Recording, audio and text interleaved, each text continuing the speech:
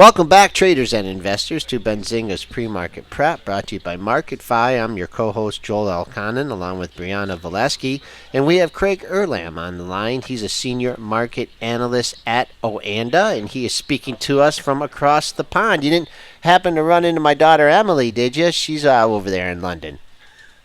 No, unfortunately it didn't. There's plenty of people that we see every day, so maybe one point. All right. Well, we got some big things coming up here at the end of this week. Of course, we have the jobs number coming out, which would, with our data-dependent Fed, will be a key determinant for the interest rate hike. But there's also an interest rate decision coming in the UK tomorrow. Give us a little background on that. Yeah, well, I think with so much of this macro issues now fading into the background surrounding Greece, the deal now looks pretty sorted. Of course, there's still the finer details. People are back focusing on the central bank's interest rates, really what the markets are meant to focus on, the fundamentals, and this is really what's going to be key now, because we've got a few central banks which are continuing with this easy monetary policy and are expected to for some time yet. But we've got two central banks in particular which are going to be a key focus between now and the end of the year. The Bank of England, the Federal Reserve, both have hinted that an interest rate hike could come as early as this year. Fed expected to come first, but both are going to be data dependent. Tomorrow we've got the Bank of England interest rate decision. We're not expecting any change on this occasion. It's still a little early yet, but we've got the inflation report which comes alongside it, and the press conference as well. And this is where we tend to get the real big clues as to how they're interpreting the current data, what their inflation and growth expectations are, and therefore to gauge from that and their other comments when they're likely to raise interest rates. So they've sounded a lot more hawkish as of late, which suggests it could be as early as the end of this year, probably the first quarter of next year. But I think this inflation report tomorrow is going to be key.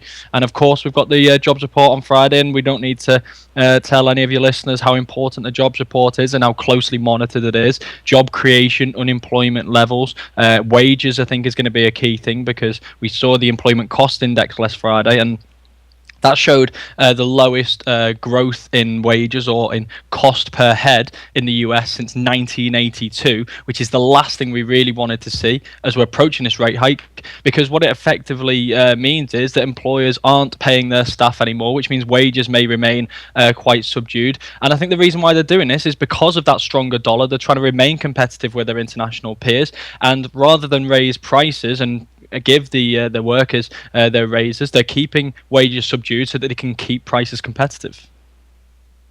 Craig, I mean, I just think you gave me a lot of arguments there why they're not going to raise interest rates in September. I mean, the wage growth is not really going at the rate that they thought. And inflation, where's their inflation? I mean, crude at $46. Gold market surely doesn't seem to be worried about inflation at all. I mean, maybe if you go to the grocery store or something, but where's this fictitious inflation that the Fed needs to fight? Well, I think there's a couple of important points there, and you raise a really big argument here, and this is why there's so much dispute in the markets. I think there's a big difference between inflation and core inflation. For one, inflation takes everything into account, including fuel prices. Core inflation strips out those fuel prices as temporary, because for one, they're quite volatile, but for two, they don't tend to have as big an impact on consumer inflation expectations. And this is what the Fed would be really concerned about. If the consumer still thinks we're going to see inflation at 2%, 3% in the next 12 months, I think they'll be happy to raise interest rates, because as long as the consumer sees inflation, they're likely to continue to spend, and these price rises will eventually follow. It's when consumer inflation expectations start to lower that there's a big problem, because it's at that point that consumers start spending less money, anticipating no price rises or, God forbid, price falls, and that's when an economy like the US really grinds to a halt. Now, we've got to remember also the Fed has a dual mandate here, and if they believe that consumer inflation expectations are still high, which I believe they are, the other part of their mandate is the jobs market, a full employment. Now, employment's currently at 5.6%, I think, very close to what the Fed deems to be full employment. So this part of the mandate is actually filled. Spare capacity in the US labor market is being eroded, and what naturally follows that is wage inflation and therefore price inflation. And what the Fed has to be very careful about, and what Janet Yellen, the Fed chair, has stressed on many occasions, is that the thing that they fear most is not that first rate hike. It's the pace of rate hikes which follows, which could be a bigger damage to the U.S. economy. They'd rather raise rates now and in the middle of next year, for example, and maybe the end of next year, 0.25% at a time, nice and gradual, rather than get to the middle of next year when inflation starts to come back and have to do it 2-3 months on the bounce, because that would be a much bigger shock to the US economy and would be a much bigger risk that it'd choke off any recovery that we are seeing. So where do you put a percentage that they do it in, that they do something in September? I think personally we will see something in September. I'm not as confident I was after that employment index. If I'm perfectly honest, I think probably we're looking at about 60 to 65% that we will see an interest rate hike in September. I'm still very confident that we'll see it this year, though. I'm 85% sure, or in my personal view, that we will see it at some point this year, be it September or December. The markets aren't necessarily in agreement right now, but when are they ever? They always try to question the Fed's moves. They always try to price in certain things, and the Fed always surprises no matter how many warnings they give. So the fact that the market isn't really on board with my personal opinion right now doesn't really concern me too much at all. So, do you think that this first rate hike, since we've been talking about it so long, has been so anticipated that it's already baked into the market? Or, I mean, because, for a long time, when I, talk to people about the markets, I say, well, you have a bull market, you have lower interest rates, maybe when interest rates starts to go up, will be a turn. What do you think? You think it's baked into the market? You think we're going to get like a 500-point down day when they finally do it? What are you anticipating? I think it's partially in the priced into the market. I don't think it's entirely so. Like I say, I think the markets really are anticipating they'll hold off till next year, despite all their warnings that they want to hike interest rates this year. So I do think we'll see a little bit of a shock, not the kind of shock which people have maybe been concerned about over the past 6 months or so. I think people have accepted that a rate hike is coming, and to be honest, whether that comes in September, December, or January, I don't think if it is of any importance. And as the Fed has stressed on many occasions, the important thing is the pace of that rate hike. And we saw an instant reaction actually in the markets last month when Janet Yellen claimed that they still believe that an interest rate hike is correct this year, but she focused her entire testimony on the fact that it's not important the timing of the first rate hike. The important thing is the pace of rate hikes, and that is going to be very slow, very gradual. We're not going to see 5% interest rates as we've seen previously, not for a long time yet. 2-3 years down the line, we'll still only be at 2.5 to 3.5% on these interest rates, or that's what they're anticipating.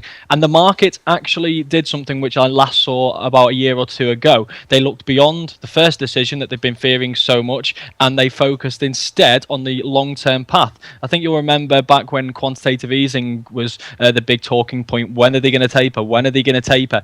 Once it became clear that they were going to taper, the timing became less important, and all of a sudden all anyone wanted to know was when are they raising interest rates? And I think that's what we're going to start to see in the markets now in the next couple of months.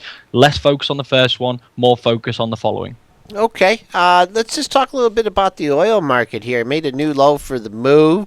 A lot of supply out there. I guess now the big money, the big funds, commodity funds are now short after like hanging in there, being long for such a long time here. A little bit of a contrarian signal here, or just we're gonna see the 30 handle in crude.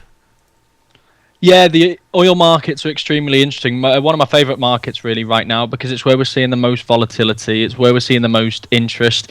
I think the Greek story, like I say, became quite old, but the crude one remains quite interesting. And everything still seems to point to the downside, despite the fact that we are at these near these multi-year lows. We're starting to see a bit of support right now around the $49-50 level in Brent crude. But I think really there's still too much downward pressure to create any sustainable rally. We may see some short-term rallies here, but when we're hearing that the US is beginning to pump more again, and these oil rigs are starting to come back online because these efficiencies have been made, which was inevitable, and we're seeing the Saudis pumping more, even though they claimed that they were going to retain output at the level they were at last year, but they've actually increased output, and now these sanctions have been lifted on Iran, which means that we're going to see some output from Iran, possibly as early 2016.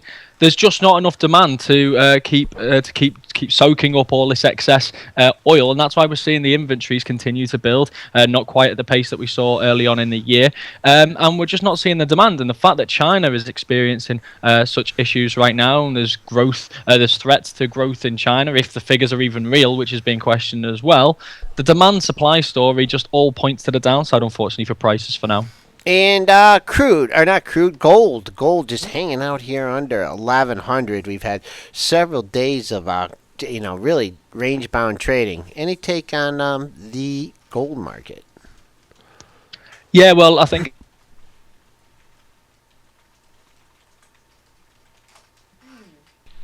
Craig, are you still there? Can you hear us? I think we cut out there. Okay. Let me Want to see. try It and says get we're him? still connected to him, so let's try and get him back on the line. Maybe accidentally hit his mute button here, but let's just take a look at the market here. Just a few minutes after the open, the S&P futures trying to climb back into the 2100 handle. Well, we did hit a high in pre-market trading at 2103 and a quarter, and in the regular session here, we're hanging out at 2100. Some big movers from this morning. Well, let's take a look at the House of Mouse. Big run up in the earnings.